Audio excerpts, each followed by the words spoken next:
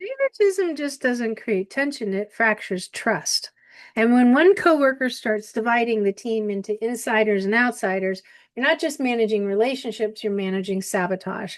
Welcome to Solving People Problems, the show where leaders come when the people part of leadership is the hardest part. Now, I'm Brenda Neckfottle. I spent 30 years in HR, crisis management, handling the kind of workplace chaos no one warns you about.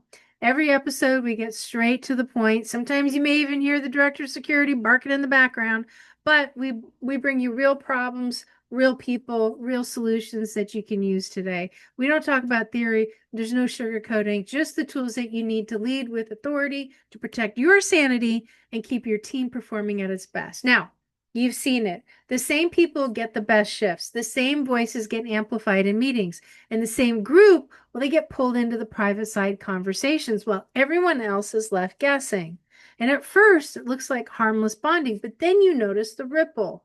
You see the resentment building, the morale dipping, and the team starting to fracture into camps because favoritism isn't just about preference, it's about power. It tells some people they move more or they matter more than others. And once that division takes root, collaboration starts to crumble. So here's what you say. Our standard is fairness. It's not favorites. Every person on this team deserves equal respect and access. That statement that calls out the behavior without playing into it. It resets the expectation for equity and consistency. It signals that leadership isn't swayed by clicks, it's anchored in principle because leadership isn't just about protecting comfort, it's about protecting culture. So, can we agree that every time you ignore favoritism, you're not avoiding drama, like what's going on behind me, you're actually endorsing division? Now, how many of you have watched teammates check out because they knew they'd never be on the quote unquote preferred list? How many of you carried the weight of keeping the peace while resentment brewed deep underneath the surface? And how many of you have looked the other way, hoping it would fade, only to watch it spread until collaboration totally collapsed? Now, listen, realize this, that teams don't break from big blowups, they break from quiet fractures leaders never repair.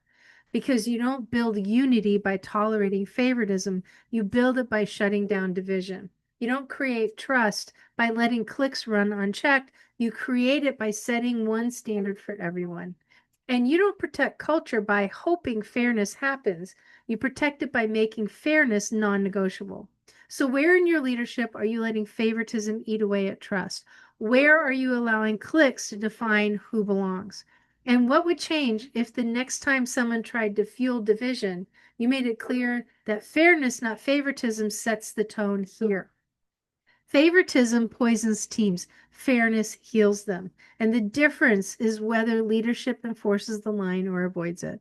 Now, that ends soon for you as soon as you put it in place, but also you'll learn more about it on October 22nd in Virginia Beach at my Leadership Unleashed live event, which will show you what to say, when to say it, and why it works. So tense rooms settle, your teams move, and it's just not another leadership event. It really, really isn't.